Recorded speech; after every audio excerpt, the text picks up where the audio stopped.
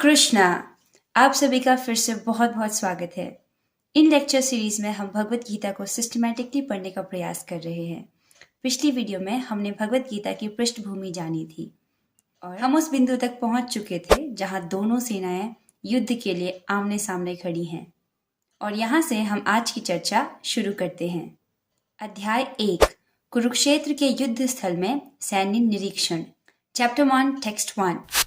धृतराष्ट्र उवाच धर्मक्षेत्रे कुरुक्षेत्रे समवेतायुत्सव मामका पांडवाश्चैव किम अकुर्वत संजय। आइए इसके शब्दार्थ जान लेते हैं।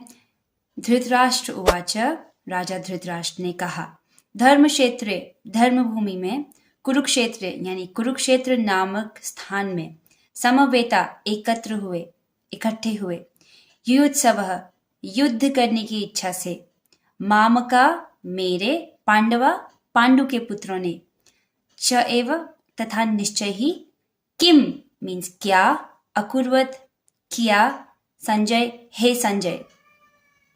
धृतराष्ट्र ने कहा, हे संजय, धर्मभूमि कुरुक्षेत्र में युद्ध की इच्छा से एकत्र हुए मेरे तथा पांडु के पुत्रों ने क्या किया। श्री बलदेव विद्याभूषण जी अपनी टीका में बताते हैं कि संजय श्री व्यासदेव का शिष्य था, अतः उनकी कृपा से संजय धृतराष्ट्र के कक्ष में बैठे बैठे कुरुक्षेत्र के युद्ध स्थल का दर्शन कर सकता था। इसीलिए धृतराष्ट्र ने उनसे युद्ध स्थल की स्थिति के विषय में पूछा। आचार्य बलदेव विद्याभूषण जी अपनी टीका में बताते हैं कि जब धृतराष्ट्र को ये बात पता है कि दोनों सेनाएं युद्ध की इच्छा से वहां पर एकत्र हुई हैं, तो इस प्रश्न का क्या अर्थ है कि उन्होंने वहां पर क्या किया। जब दोनों सेनाएं युद्ध की इच्छा से वहां एकत्रित हुई हैं, तो बेशक ही वो युद्ध करेंगी, क्योंकि धृतराष्ट्र के मन में दो संदेह हैं, दो डाउट्स हैं। क्या? पहला कि ये युद्ध धर्मभूमि कुरुक्षेत्र पर होने जा रहा है।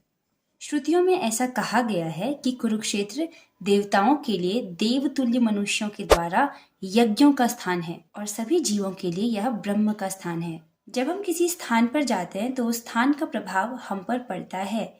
उदाहरण के लिए, जब आप मंदिर जाते हैं आपको सुकून का एहसास होता है। उसी तरह जब आप भीड़ भड़ाके वाली जगहों पर, बाजार में जाते हैं तो आपका माइंड रेस्टलेस हो जाता है। इससे हम जानते हैं कि हम जिस जगह पर जाते हैं उसका प्रभाव हम पर पड़ता है। और यहाँ पर धृतराष्ट्र को चिंता है कि मेरे कुबुद्धि पुत्रों पर अगर इस धर्म क्षेत्र का प्रभाव पड़ेगा, जहाँ पर इतने बड़े बड़े यज्ञ अनुष्ठान हुए हैं, तो क्या कहीं मेरे पुत्र पांडवों के साथ समझौता न कर ले, कहीं वो हमारे राज्य का कुछ भाग उनको न दे दे। इस बात को हम एक और उदाहरण से समझ सकते हैं। जैसे जब अभक्त लोग भी वृंदावन जाते हैं, वृंदावन में एक भक्ति का माहौल है। हर जगह लोग मंदिरों में जाते हैं, दिव्य विग्रहों के दर्शन करते हैं, कीर्तनों में भाग लेते हैं और पूरे वृंदावन में भक्ति का माहौल है। तो ऐसे माहौल में जब अभक्त लोग भी आते हैं तो वो भी उन भक्तों के साथ कीर्तन में और विविध विविध प्रकार के कार्यों में सम्मिलित होते हैं।